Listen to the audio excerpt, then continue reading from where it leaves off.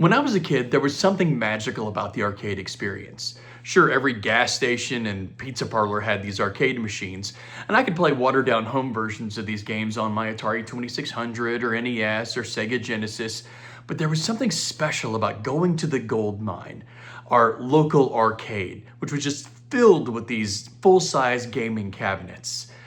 When I was a kid, it was Pac-Man and Space Invaders, and then I grew up with Spy Hunter and Double Dragon and Altered Beasts, and I went to high school and college with the Street Fighter and Mortal Kombat games.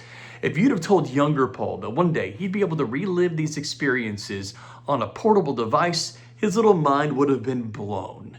Hi, I'm Paul, and this is Indie Pop Productions, pop culture from an independent point of view. And today we're going to talk about Retrocade from Apple Arcade. I've been a subscriber to Apple Arcade since day one, but to be honest, I've mostly used it for things like solitaire, mahjong, this little word game my wife and I like to play before bed. The rest of the games seem to be trapped in this weird little limbo between casual and console gaming that I'm not really interested in. Early last month, when I started on this retro gaming journey, I started looking for ways I could play some of these games on my iPhone or my iPad. I was shocked that you couldn't just go to the App Store and download a copy of Space Invaders or Pac-Man. I couldn't believe there wasn't an Atari app or a Sega app. But I saw a blurb on Apple Arcade about an upcoming release that would let you play arcade-accurate versions of some real classics. Then late last Wednesday night, I get a notification on my phone that Retrocade is downloaded and ready to go, and I've been playing it ever since. There are three ways to play. On your iPhone, using the interesting touch controls, or a Bluetooth controller. Keep in mind that like many of these classic arcade machines, this app is vertical, so things like the M-Con might not be your best bet.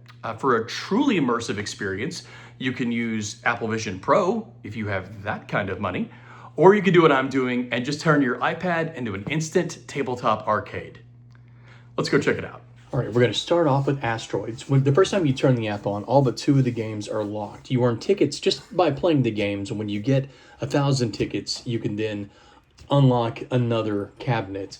I've got all but two of those cabinets unlocked. Not going to go too much into Astroids here. I've played that recently. You guys have seen me play the Atari 2600 ROM very recent, within the last couple of weeks. This is the original vector graphics, which is nice. It's cool to see the originals, but again, you've seen me play this recently, so let's just go ahead and move on to Breakout. This is another one that you've seen me play not long ago, the 5200 version.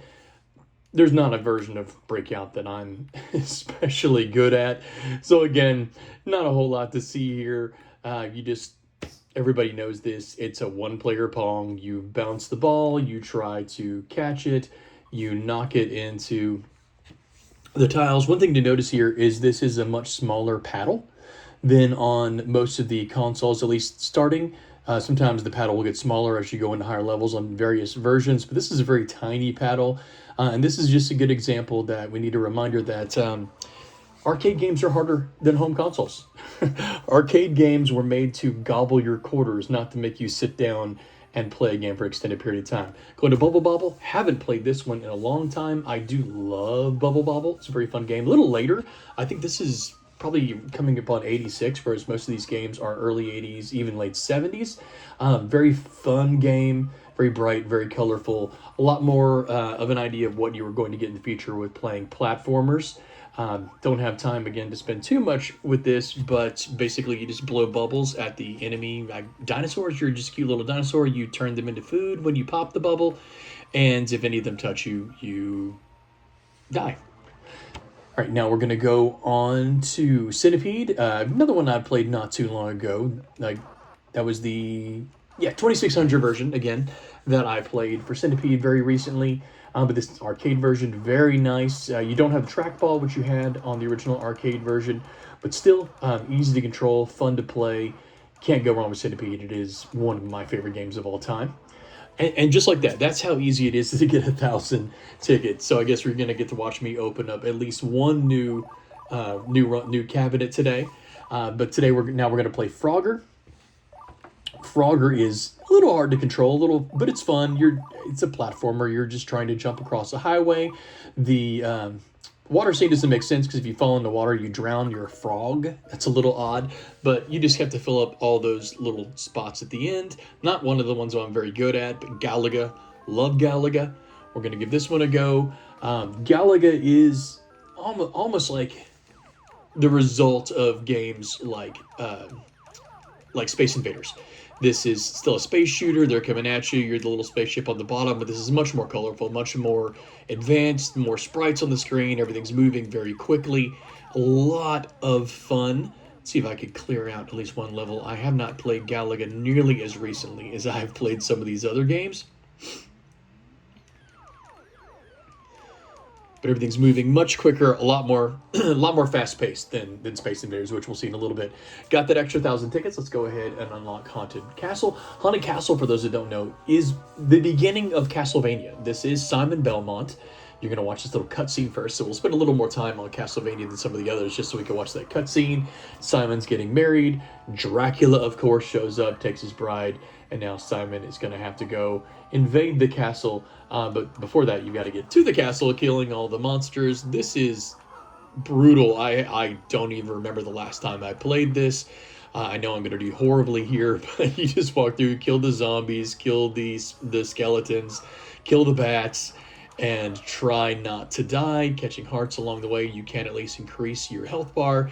All the building blocks for what would eventually become the Castlevania series are here. You get your whip, you duck, jump, and it is an extremely unforgiving game. One thing I would like to point out, I mentioned the touch controls being interesting.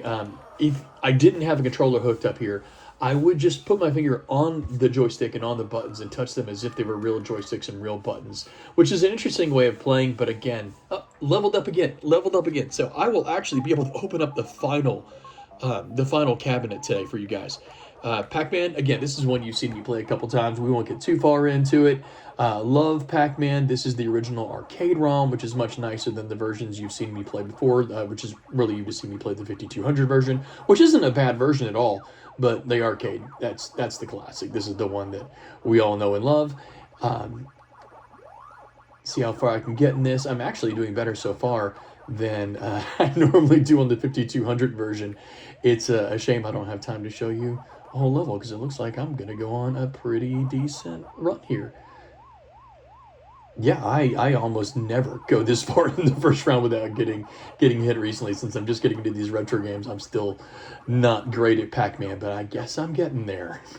Space Invaders, again, you've seen me play a couple versions of Space Invaders. You've seen me play the 5200 version. You've also seen me play on the Flashback series, not the 2600 ROM. I thought it was at first when I was playing it, but the 2600 ROM is not nearly as colorful as that, but this is the original arcade. I love Space Invaders, but really after playing Galaga, you could definitely see that this is an earlier version. Galaga is a lot more fast-paced, a lot more fun, but still, it's nice to go through the classics, getting a little better, having played this a few times, variations of this a few times, but again, the arcade versions of these games are not nearly as forgiving as the console, so lucky to even clear one board with this, but here we go. All right, awesome, moving on. Now we are going to move, well, if I can get it, I'm going to move on to track and field. I don't know that I've ever played track and field. I'm not a sports game fan. I never was. I do know that this is one of those ones you got to pound that button as fast as you can to be able to do the events, which is kind of hard to do on a regular controller. This is one of those games that does make me wish for the first time ever that I actually had a USB joystick, arcade stick to play with this. That would be a lot of fun to play these games. But running, I still do pretty well. I can't get full speed on this controller as I would possibly if I had an arcade stick. Jump, I know I'm going to be terrible at this. Jumped way too early. Did not get any air there at all. And then the last one I'm going to try out now, we're going to do that javelin throw. Same thing, with jumping, you just run, hit it the right mark, throw it. Better on my javelin throw than on my jump, but still nothing special. I have been having a blast with Retrocade, but I want to go over a few of my observations as well as a few objections that I've seen online. Some people online are saying things like, the game I want is locked. Why shouldn't I have to play a game I am not interested in just to earn the right to play the game that I am? When you first turn on the app, you are greeted with a video introduction that people are also complaining about, followed by a tutorial. Once you're through the tutorial, you are given 2 cabinets.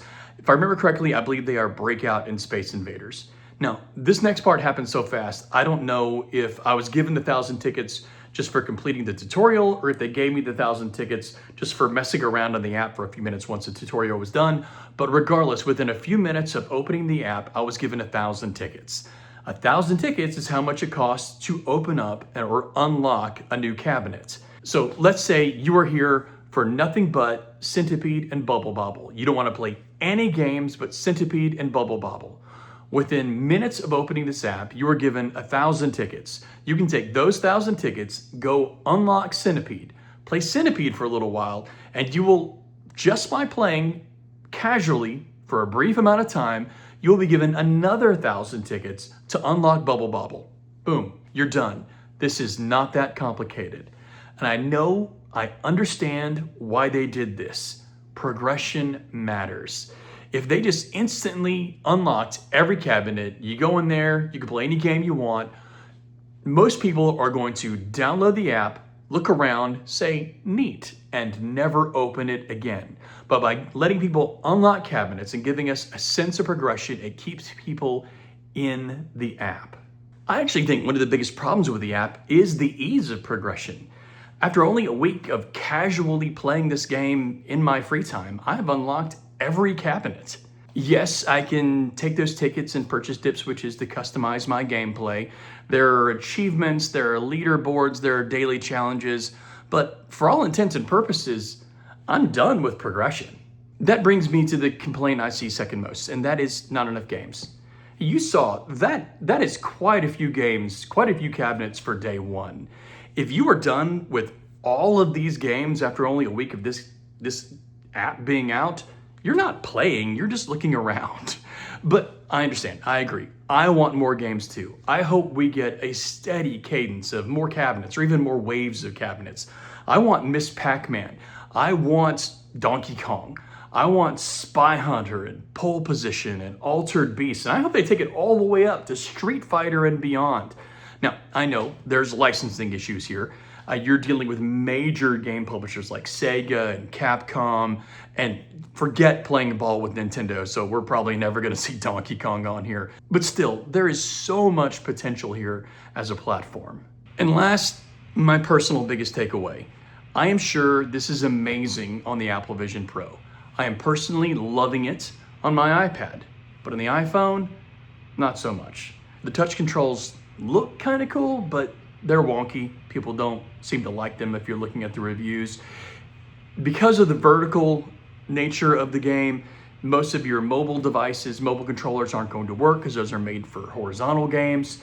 I'm kind of hoping that the GameSir Pocket Taco and the new controllers coming out that are along those lines helps to alleviate that some. If you missed my MCon video where I also talked about the Pocket Taco and you haven't heard of it yet, that crazy name, the Pocket Taco is a little clip-on device that goes on the bottom of your phone that kind of turns it into more of a Game Boy style controller. That to me sounds like the ideal way to play these types of games. I have pre-ordered 2 of those through the Kickstarter. The Kickstarter doesn't end for another month and a half, 2 months, about 2 months. I think mid-March is when the Kickstarter ends.